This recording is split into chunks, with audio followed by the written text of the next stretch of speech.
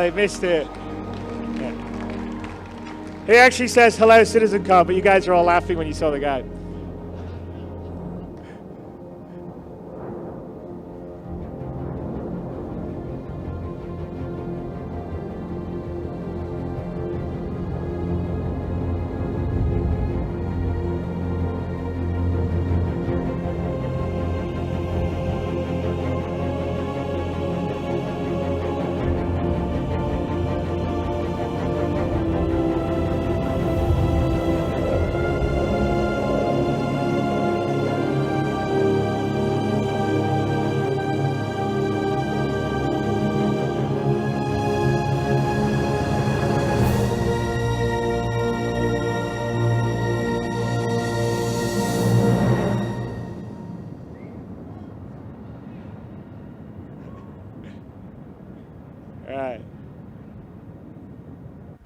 Here we are in our constellation Aquila.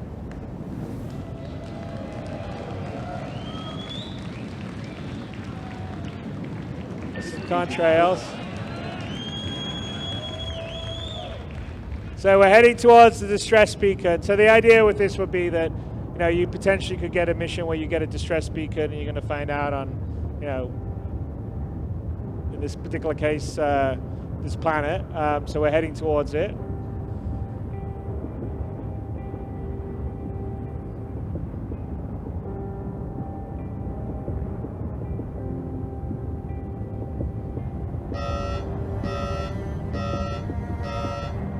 So I think this is telling us the atmospheric conditions are unsafe. And one of the key gameplay things we want to do on, because obviously the planetary tech is going to allow us to have a whole bunch of play areas we don't normally have, is to encourage players not to always, you know, maybe you can't always fly there. Maybe you have to get out and use your rover, for instance, which you have in Aquila. So it's fine. Let's go find a landing zone that's on the edge of the desert plain.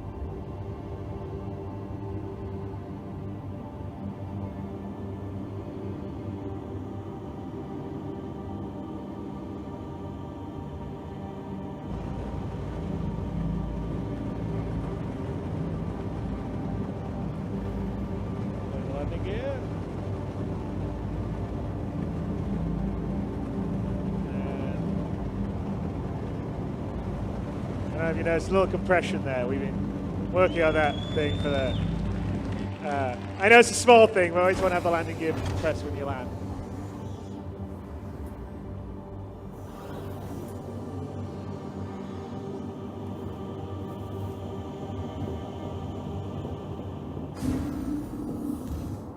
Right, so we're going to head out to do some exploring and the armor on.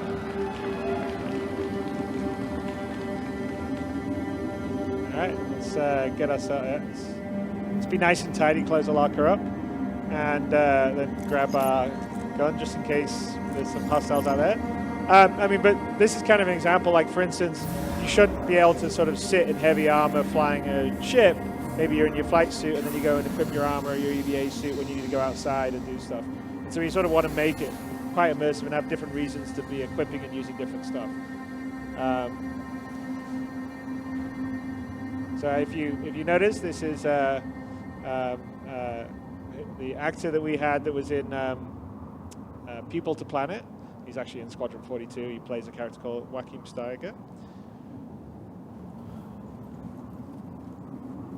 So let's go and see the distress beacons about almost 3 kilometers away over there. We get our We'll scope out. All right, so let's figure out how to get there since we can't fly.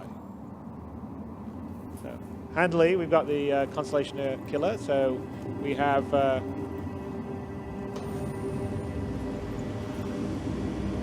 rover.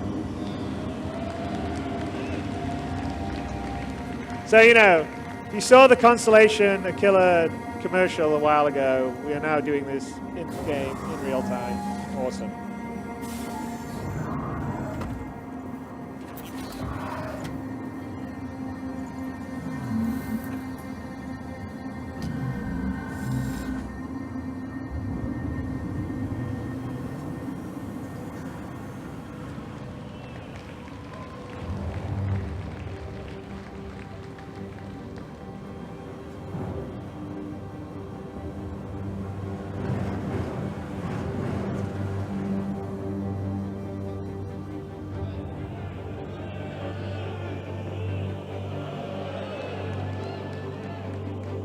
All right.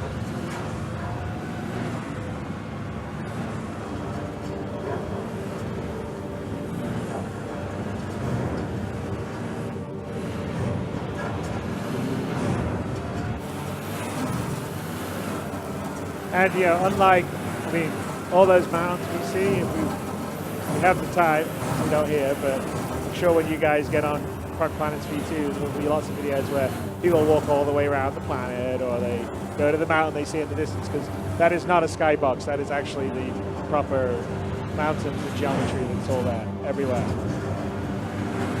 And that's actually the liberating thing with this tech, is when you build a planet on a planetary scale at this level of detail, and of course you can see up close that it looks like what you see at Battlefield 1, for instance, in the desert, sort of Lawrence Arabia and stuff. But of course it's all at a global scale, the whole planet. And we have different ecosystems, obviously, we've flown through, so we flew over oceans, we flew over sort of grasslands or forest, or over through mountains, and now we're sort of at sort of the edge of a desert and approaching a desert.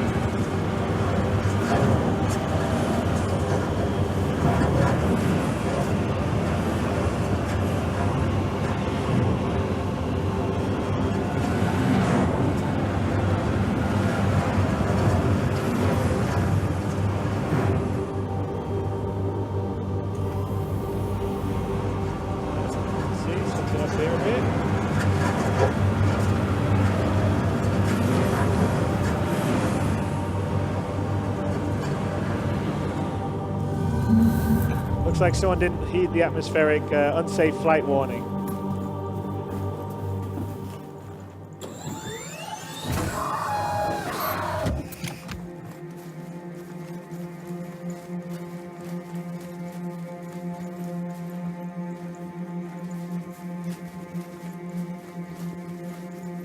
And if we take a look back here, you can sort of see where we came from, about 2.5 kilometers back there.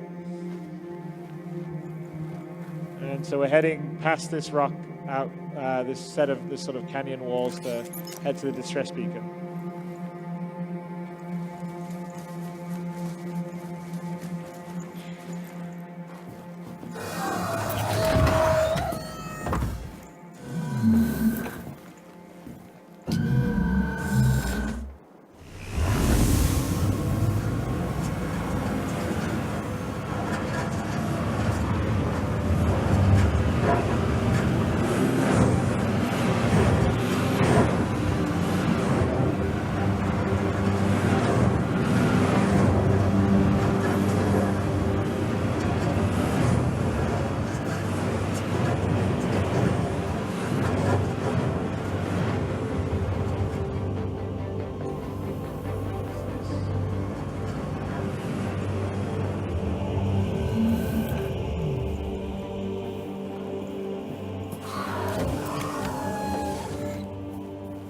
check out something else we had here. A little bit of breadcrumbs.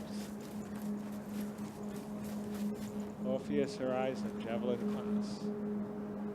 Wonder where that came from. Alright, let's carry on. See if there's anyone around. I'm gonna head that way to get to the distress beacon.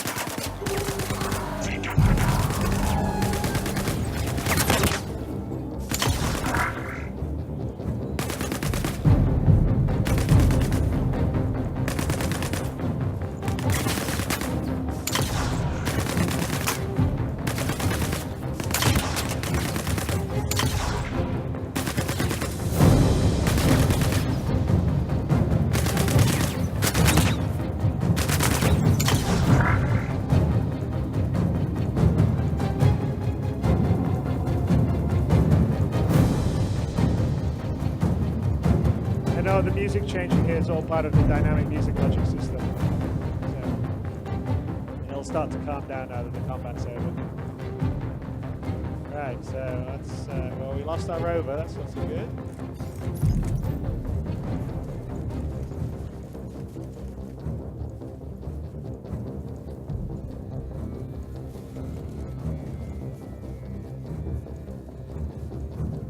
So where the distress beacon's coming from.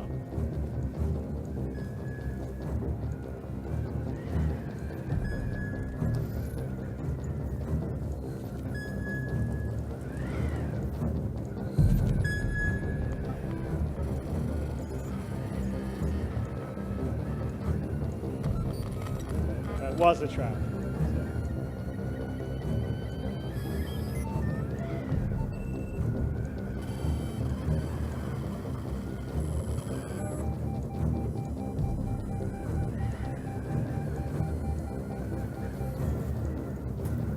Alright, let's see what we got around here.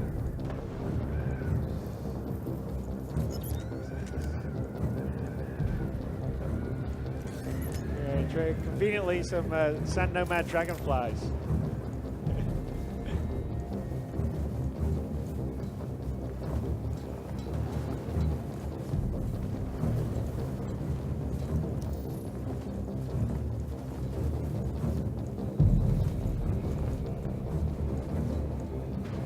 Had our shot moment. There we go. Right, we got one, we got another distress beacon we blinked to, so let's go look for that.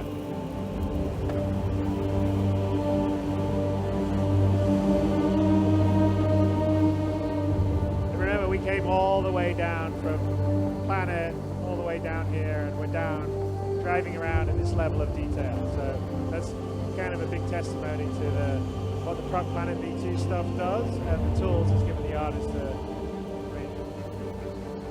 This looks amazing. One thing that's to the global scale.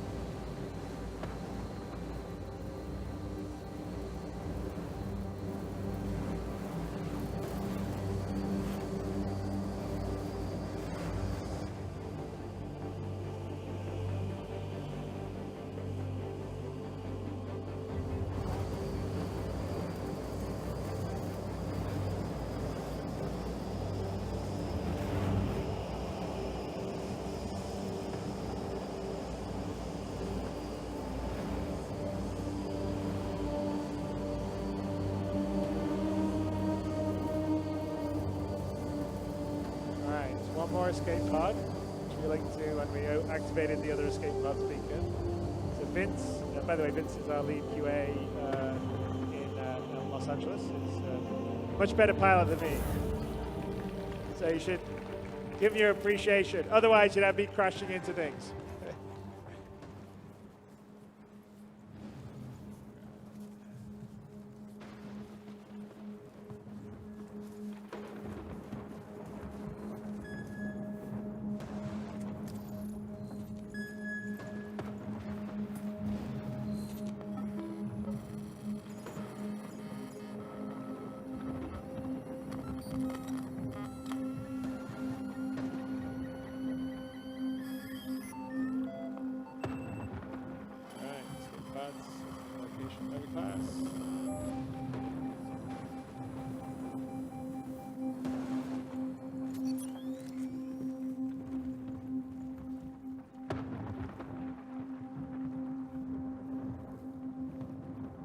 And if you see up there, that's the space station.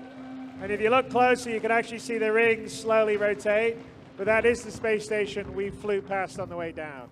And that's kind of what the sort of tech and the 64-bit precision for positional space gives you. We just can have this dynamic range of scale that I don't think any other game has. So all this up-close detail at this level, at as high-quality first person as you see in any other game, but on a global or a planetary or even star system scale. Right, so Orpheus, Horizon, black box. So we've now, between the two pods, triangulated to where the black box of the Orpheus Horizon is, which is the crashed spaceship. And hopefully we'll find it.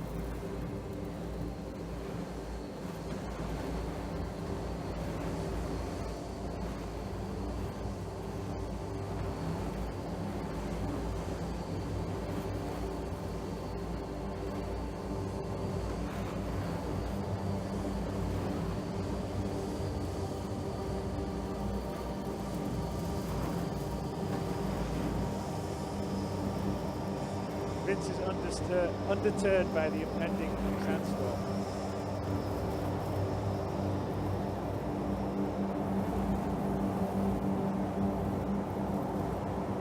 But seriously, the sandstorm's an example of we want to have dynamic weather on the procedural planet, and we're working to have sort of a dynamic procedural weather system and things like sandstorms, hurricanes, various weather systems are all things that we'll model onto the planets that will add additional sort of drama and challenges for when you're adventuring and playing around.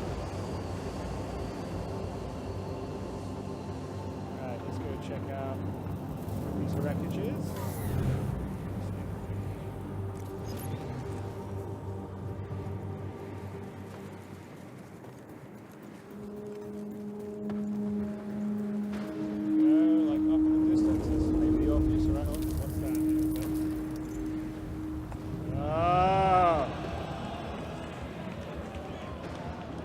Maybe dangerous out in the desert, who knows?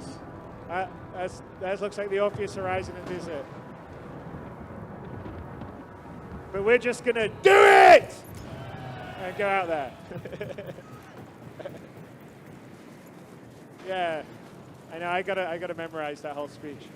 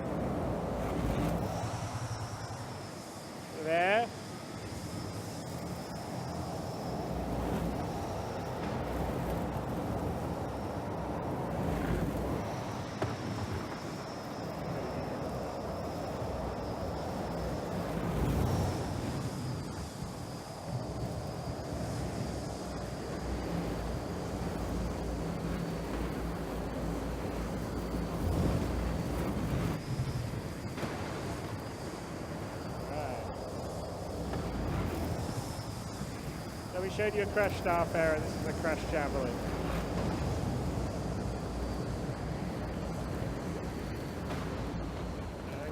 We'll just pop off here.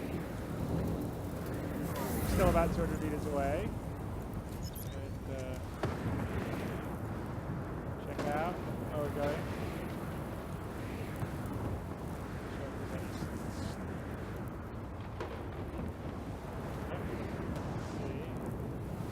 Hang on a second. Looks like there's a sad nomad. So should we shoot him? Alright.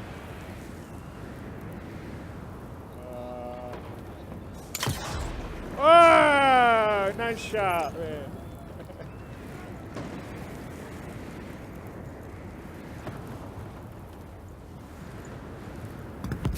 Vince got cocky. He's like on the move too.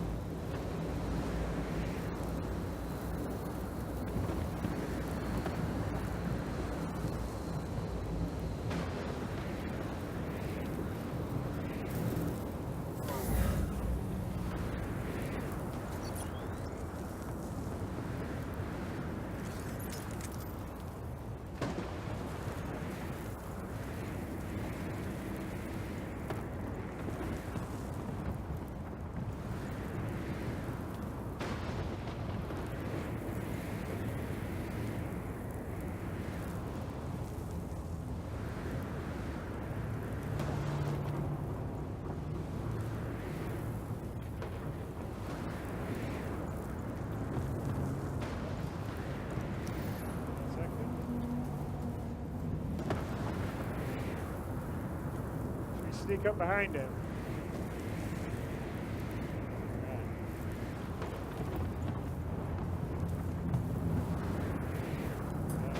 Watching the incoming sandstorm.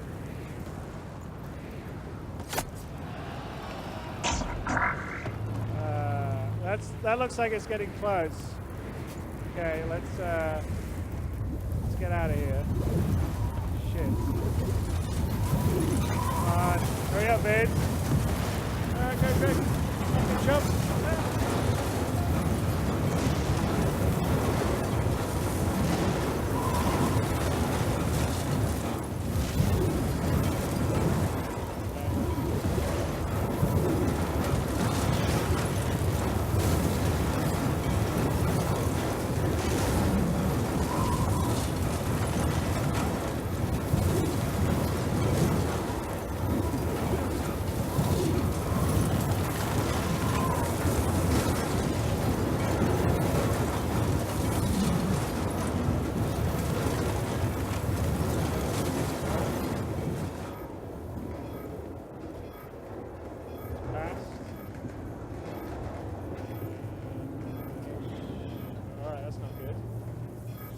Lost our way in. Right, let's see here. That's where the black box is. Right.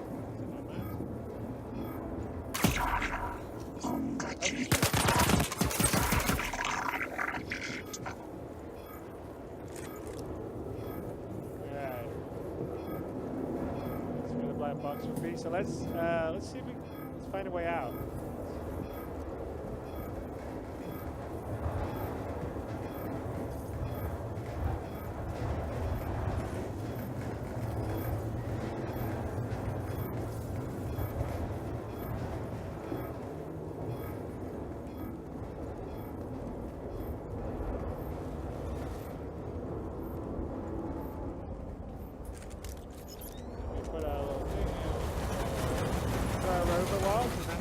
The Connie up there, which is probably about, I think, 8 or 9 kilometers away.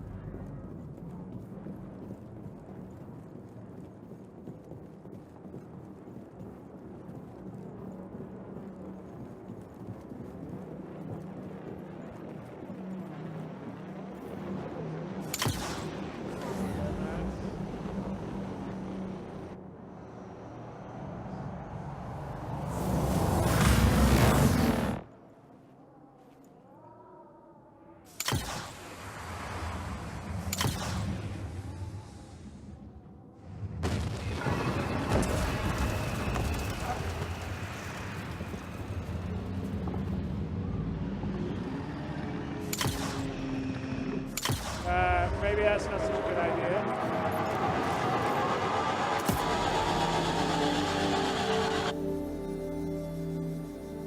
How did it? Okay, that's the first time it's ever done that. But you get to see the pull-out twice now. How did it go to the console?